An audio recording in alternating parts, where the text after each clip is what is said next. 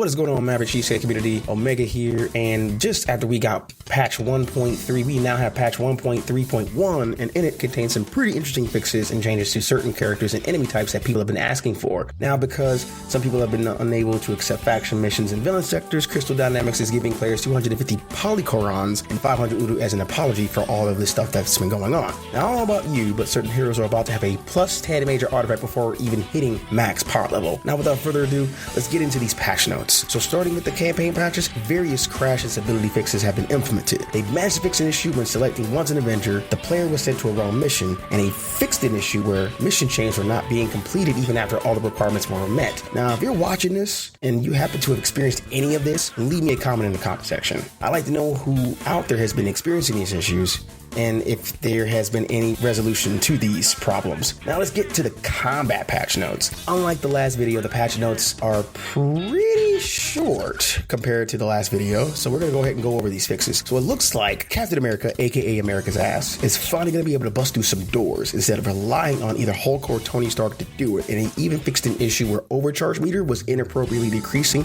during a team finisher. I don't know if this has happened to anybody while playing the game, and I'll even admit I haven't really seen that happen on my screen while I was playing, but if it happened while I was playing, then I'm glad they actually fixed it, since I know a lot of us are looking to do nasty damage with the overcharge meter. We have a couple of things that are being fine-tuned, like improved responsiveness when entering sprint flight with Iron Man, and for us Thor users, light hammer attacks. They also improved the reliability of Iron Man's thruster uppercut, and speaking of which, if you happen to be checking out my Twitch streams, which you should totally check out by the way, I tend to go live every Wednesday through Sunday between the hours of 8 p.m. and 2 a.m. I have said countless times that I'm going to save any and all Iron Man leveling for last, seeing as how I've been hearing from some folks that Iron Man can stand to have a few bugs ironed out, pun intended. But moving on, Cap's sprinting block presentation has been improved alongside the Spin Keeper standards attacks, reduced heroic drain, which is fair, honestly, and adding an off-screen attack indicator, which I think is good, seeing as how you can't really tell when the Spin Keepers are going to attack, so I'm glad that they've actually reduced how much heroic meter that they do drain from attacks when they're using them on the heroes, as well as giving us an off-screen attack indicator so we can tell when they're going to attack us. They also did some adjusting to the adept drawing synthoids and keepers, but I'll leave it to you to check it out for yourself. But we're going to move on to the next thing on the list, which is the gear, challenges, and reward fixes. And just like the last video, they made some adjustments, but they're not as long as the last video's adjustments, including fixing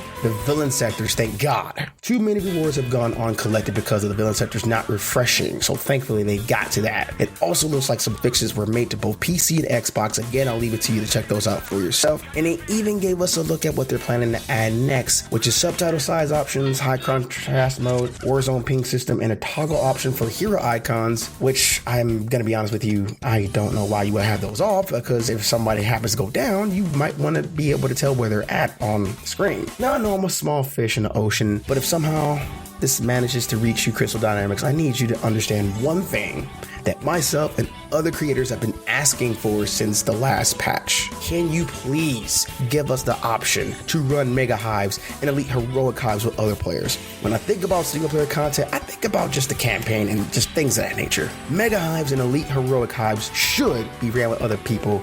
We should have an option to run it by ourselves. Just a suggestion, because otherwise, I'm glad you guys are working on this game and you're getting it into a much better play state than it was at launch. And I definitely appreciate you guys working hard on this game so we can be able to play and enjoy this game. There's other things in the patch notes like workarounds, PS4 trophy bugs, and skill point bugs that are either resolved or being worked on at the moment. But let me get your thoughts in the comment section. How do you feel about 1.3.1 patch, and what do you think Crystal Dynamics should focus on next? Leave me all of that in the comment section. And with that, I'm going to conclude today's video. As always, if you enjoyed, please leave a like, and if this is your first time visiting the channel, be sure to hit that sub button and bell so you never miss another video of mine, since I like talking about patch notes and crazy things that I just so happen to find in the game. I'm Omega Wing Zero, and I hope you have a good Thursday.